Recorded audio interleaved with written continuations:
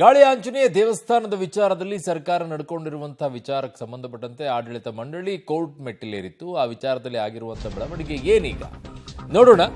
ಮುಜರಾಯಿ ವ್ಯಾಪ್ತಿಯಲ್ಲೇ ಈಗ ಗಾಳಿ ಆಂಜನೇಯ ದೇಗುಲ ಸರ್ಕಾರದ ಆದೇಶಕ್ಕೆ ಮಧ್ಯಂತರ ತಡೆಯನ್ನ ಕೋರಿ ಅರ್ಜಿಯನ್ನ ಸಲ್ಲಿಕೆ ಮಾಡಲಾಗಿತ್ತು. ಅದನ್ನು ವಜಾಗೊಳಿಸಿದೆ ಕೋರ್ಟ್.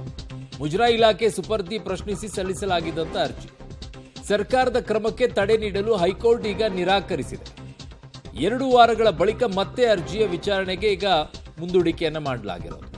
ನ್ಯಾಯಮೂರ್ತಿ ಸುನೀಲ್ ದತ್ ಯಾದವ್ ಪೀಠದಿಂದ ಈ ಆದೇಶವನ್ನು ಹೊರಡಿಸಲಾಗಿದೆ. ದೇವಾಲಯದ ವಿರುದ್ಧ ಹಣ ದುರುಪಯೋಗ ಆರೋಪ ಕೇಳಿ ಬಂದಿದೆ. ಸರ್ಕಾರದ ಕ್ರಮ ಮೇಲ್ನೋಟಕ್ಕೆ ತಪ್ಪಲ್ಲ ಅಂತ ಹೈಕೋರ್ಟ್ ವ್ಯಾಖ್ಯಾನವನ್ನ ಮಾಡಿದೆ. ಮುಜರಾಯಿ ವ್ಯಾಪ್ತಿಯಲ್ಲೇ ಗಾಳಿ ಆಂಜನೇಯ ದೇಗುಲ ಸರ್ಕಾರದ ಆದೇಶಕ್ಕೆ ಈಗ ಮಧ್ಯಂತರ ತಡೆ ಕೋರಿದಂತ ಅರ್ಜಿಯನ್ನ ವಜಾಗೊಳಿಸಿದೆ ಕೋರ್ಟ್. ಮುಜರಾಯಿ ಇಲಾಖೆ ಸುಪರ್ದಿಯನ್ನ ಪ್ರಶ್ನಿಸಿ ಸಲ್ಲಿಸಲಾಗಿದ್ದಂತಹ ಅರ್ಜಿಯನ್ನ ಈಗ ವಜಾಗೊಳಿಸಲಾಗಿದೆ.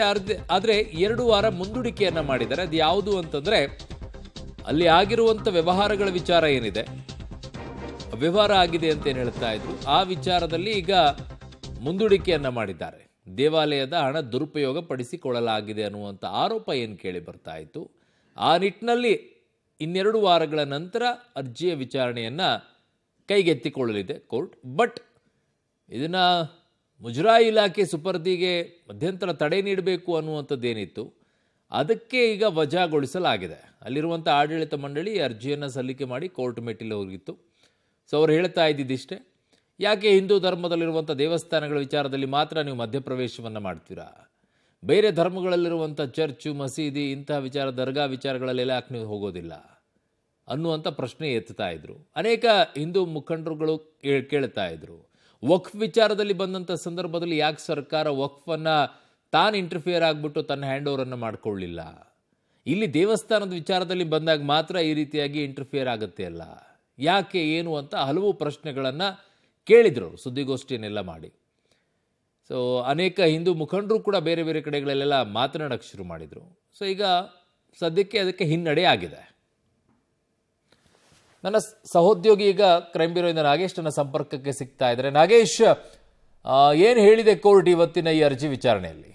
ಅರುಣ್, ಗಾಳಿ ಆಂಜನೇಯ ಸ್ವಾಮಿ ದೇವಸ್ಥಾನವನ್ನು ಮುಜರಾಯಿ ಇಲಾಖೆ ವಶಪಡಿಸಿಕೊಂಡಂಥ ಕಾರಣಕ್ಕಾಗಿ ಸರ್ಕಾರದ ಈ ಆದೇಶಕ್ಕೆ ತಡೆ ನೀಡಬೇಕು ಅಂತೇಳಿ ಹೈಕೋರ್ಟ್ಗೆ ಗಾಳಿ ಆಂಜನೇಯ ಸ್ವಾಮಿ ದೇವಸ್ಥಾನದ ಟ್ರಸ್ಟಿಗಳು ಹೋಗಿದ್ರು. ಆದರೆ ಹೈಕೋರ್ಟ್ ಇವತ್ತು ಆ ಟ್ರಸ್ಟಿಗಳ ಅರ್ಜಿಯನ್ನು ವಜಾ ಮಾಡಿ ಈ ಒಂದು ಆದೇಶವನ್ನು ಎತ್ತಿಡಿದೆ ಅನ್ನುವಂಥ ಮಾಹಿತಿಗಳು ಕೂಡ ಈಗ ಸಿಗ್ತಿರುವಂಥದ್ದು. ಯಾಕಂದರೆ ಗಾಳಿ ಆಂಜನೇಯ ಸ್ವಾಮಿ ದೇವಸ್ಥಾನದಲ್ಲಿರುವಂಥ ಹಣ ದುರುಪಯೋಗವಾಗಿರೋ ಬಗ್ಗೆ ಒಂದಷ್ಟು ಸಾಕ್ಷ್ಯಾಧಾರಗಳನ್ನು ಕೊಡಲಾಗಿದೆ. ಅದಕ್ಕೆ ಪೂರಕವಾದ CCTV ಕೂಡ ಇದೆ. ಹಾಗಾಗಿ ಸದ್ಯದ ಮಟ್ಟಿಗೆ ಸರ್ಕಾರ ಮಾಡಿರುವಂಥದ್ದು ಸರ್ಕಾರದ ಆದೇಶಕ್ಕೆ ತಡೆ ನೀಡಲಿಕ್ಕೆ ಆಗಲ್ಲ ಅನ್ನುವಂಥ ಮಾಹಿತಿಯನ್ನು ಕೊಟ್ಟಿದ್ದಾರೆ ಅನ್ನುವಂಥ ವಿಚಾರಗಳು ಕೂಡ ಗೊತ್ತಾಗ್ತಿರುವಂಥದ್ದು. ಹಾಗಾಗಿ ಈಗ ಎಲ್ಲ ಒಂದು ಕಡೆ ಗಾಳಿ ಆಂಜನೇಯ ಸ್ವಾಮಿ ದೇವಸ್ಥಾನದ ಟ್ರಸ್ಟಿಗಳಿಗೆ ಆರಂಭಿಕ ಹಿನ್ನಡೆಯಾಗಿದ್ದು, ಇನ್ನು 2 ವಾರಗಳಲ್ಲಿ ಮೇಲ್ವಿಚಾರಣೆ ಸಲ್ಲಿಸಲಿಕ್ಕೆ ಈಗಾಗಲೇ ಸರ್ಕಾರಕ್ಕೂ ಕೂಡ ಆದೇಶವನ್ನು ಮಾಡಿದೆ ಅನ್ನುವಂಥ ಮಾಹಿತಿಗಳು ಈಗ ಸದ್ಯಕ್ಕೆ ಗೊತ್ತಾಗ್ತಿರುವಂಥದ್ದು. ಅರುಣ್, ಓಕೆ, ಇದೊಂದು ರೀತಿಯಾಗಿ ದೊಡ್ಡ ಮಟ್ಟದ ಹಿನ್ನಡೆ ಅಂತಾನೆ ಹೇಳಬಹುದಾ ಅಂತ? ಅರುಣ್, ಆರಂಭಿಕವಾಗಿ ಎಲ್ಲೊಂದು ಕಡೆ ಗಾಳಿ ಆಂಜನೇಯ ಸ್ವಾಮಿ ಟ್ರಸ್ಟ್ಗಳಿಗೆ ಆರಂಭಿಕ ಹಿನ್ನಡೆ ಅನ್ನುವಂಥದ್ದು ಬಿಂಬಿಸಲಾಗ್ತಾ ಇದೆ. ಯಾಕಂದರೆ ಈ ಒಂದು ಮುಜರಾಯಿ ಇಲಾಖೆ ಅದರಲ್ಲಿ ಅಕ್ರಮವಾಗಿದೆ, ಅದಕ್ಕೆ ಸಂಬಂಧಪಟ್ಟಂಥ ಹಣ ಏನಿತ್ತು ಅದು ಕೂಡ ದುರುಪಯೋಗ ಆಗಿದೆ ಅನ್ನುವಂಥ ಮಾಹಿತಿಗಳನ್ನು ಇಟ್ಕೊಂಡು ಮುಜರಾಯಿ ಇಲಾಖೆ ಗಾಳಿ ಆಂಜನೇಯ ಸ್ವಾಮಿ ದೇವಸ್ಥಾನಕ್ಕೆ ಮುಜರಾಯಿ ಇಲಾಖೆಗೆ ಸೇರಿಸ್ಕೊಂಡಿತ್ತು. ಆ ಕಾರಣವನ್ನು ಇಟ್ಕೊಂಡು ಸರ್ಕಾರವು ಕೂಡ ಒಂದು ವಾದವನ್ನು ಮಾಡಿತ್ತು. ಅದೇ ವಾದವನ್ನು ಹೈಕೋರ್ಟ್ ಕೂಡ ಇವತ್ತು ಎತ್ತಿಡಿದೆ ಅನ್ನುವ ಮಾಹಿತಿಗಳು ಕೂಡ ಈಗ ಲಭ್ಯವಾಗ್ತಿರುವಂಥದ್ದು. ಅರುಣ್, ಓಕೆ ನಾಗೇಶ್, ಆದರೆ ಒಂದು ವಿಚಾರದಲ್ಲಿ ಅವರು ಹೋರಾಟವನ್ನ ಮಾಡ್ತಾ ಇದ್ರು, ಬರೀ ಹಿಂದೂ ದೇವಸ್ಥಾನಗಳ ವಿಚಾರದಲ್ಲಿ ಮಾತ್ರ ಯಾಕೆ ಸರ್ಕಾರ ಈ ರೀತಿಯಾಗಿ ಆಗತ್ತೆ ಅಂತೇಳಿ. ಇವತ್ತು ವಾದ ಏನಿತ್ತು, ಯಾವ ರೀತಿಯಲ್ಲಿ ಆಡಳಿತ ಮಂಡಳಿಯ ಪರ ವಕೀಲರು ವಾದವನ್ನ ಮಾಡಿದ್ರು ಇವತ್ತು ಕೋರ್ಟಲ್ಲಿ? ಅರುಣ್, ಬಹಳ ಪ್ರಮುಖವಾಗಿ ಯಾವಾಗ ಮುಜರಾಯಿ ಇಲಾಖೆ ಗಾಳಿ ಆಂಜನೇಯ ಸ್ವಾಮಿ ದೇವಸ್ಥಾನವನ್ನು ಮುಜರಾಯಿ ಇಲಾಖೆ ವಶಪಡಿಸ್ಕೊಳ್ತೋ ಅದನ್ನು ಪ್ರಶ್ನೆ ಮಾಡಿ ಗಾಳಿ ಆಂಜನೇಯ ಸ್ವಾಮಿ ಟ್ರಸ್ಟ್ ಅವರು ಹೈಕೋರ್ಟ್ಗೆ ಹೋಗಿದ್ರು.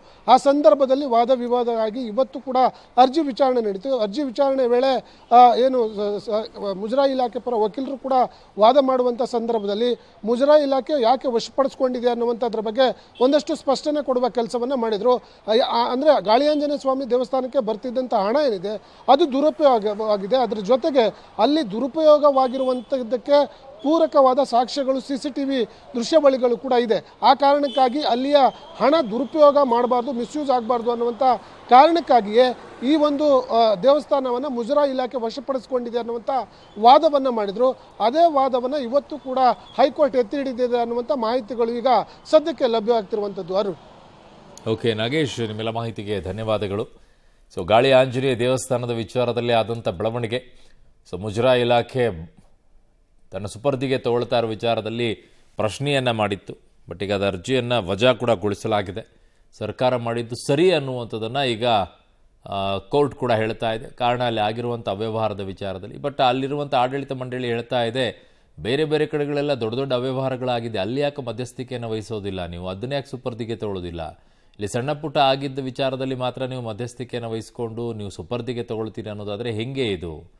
ಯಾಕೆ ಹಿಂದೂಗಳನ್ನೇ ಟಾರ್ಗೆಟ್ ಮಾಡ್ತಾ ಇದ್ರಿ, ಯಾಕೆ ಹಿಂದೂ ದೇವಸ್ಥಾನಗಳನ್ನ ಟಾರ್ಗೆಟ್ ಮಾಡ್ತಾ ಇದ್ದೀರಾ ಅಂತ ಆಡಳಿತ ಮಂಡಳಿಯವರು ಆ ವಿಚಾರದಲ್ಲಿ ಆಕ್ರೋಶವನ್ನು ಹೊರಹಾಕಿ ಕೋರ್ಟ್ ಮೆಟ್ಟಿಲು ಕೂಡ ಹತ್ತಿದ್ರು. ಬಟ್ ಈಗ ಕೋರ್ಟ್ ಅವರಿಗೆ ಅದನ್ನು ವಜಾಗೊಳಿಸಿ ಅರ್ಜಿಯನ್ನು ಆದೇಶವನ್ನು ಹೊರಡಿಸಿದೆ. ಹಾಗಾಗಿ ಒಂದು ರೀತಿಯಾಗಿ ಹಿನ್ನಡೆಯಾಗಿದೆ ಇದು. ಅದರ ಜೊತೆಗೆ ಅಲ್ಲಿ ಆದಂಥ ಅವ್ಯವಹಾರಗಳ ವಿಚಾರದಲ್ಲಿ ಏನು ನಡಿಬೇಕಾಗಿತ್ತು ಅದೆಲ್ಲವೂ ಕೂಡ ಈಗ 2 ವಾರಗಳ ನಂತರ ಅರ್ಜಿ ವಿಚಾರಣೆಗೆ ಬರುತ್ತೆ. ಸೊ ಈಗ ಸದ್ಯಕ್ಕಂತೂ ಗಾಳಿ ಆಂಜನೇಯ ದೇವಸ್ಥಾನ ಮುಜರಾಯಿ ಇಲಾಖೆಯಲ್ಲಿ ಇರುತ್ತೆ, ಅದರಲ್ಲಿ ಯಾವ ಅನುಮಾನವೂ ಕೂಡ ಇಲ್ಲ. ಸೊ ಹಣ ದುರುಪಯೋಗ ಆರೋಪದ ವಿಚಾರ ಮಾತ್ರ ವಿಚಾರಣೆಯಲ್ಲಿ ಇರುತ್ತೆ. ಅದು 2 ವಾರಗಳ ನಂತರ ವಿಚಾರಣೆಗೆ ಬರುತ್ತೆ. ಸರ್ಕಾರದ ಕ್ರಮವನ್ನು ಮಾತ್ರ ಹೈಕೋರ್ಟ್ ನಿರಾಕರಿಸಿಲ್ಲ, ಅದಕ್ಕೆ ಸರಿಯಾಗಿದೆ ಅಂತ ಹೇಳಿದ್ದಾರೆ. ಸರ್ಕಾರ ನಡ್ಕೊಂಡಿರುವಂಥ ರೀತಿ ಸರಿ ಇದೆ ಅಂತ ಹೇಳಿದೆ. ಸೊ ಹಾಗಾಗಿ ಈಗ ಗಾಳಿ ಆಂಜನೇಯ ದೇವಸ್ಥಾನದ ಆಡಳಿತ ಮಂಡಳಿಗೆ ಹಿನ್ನಡೆಯಾಗಿದೆ.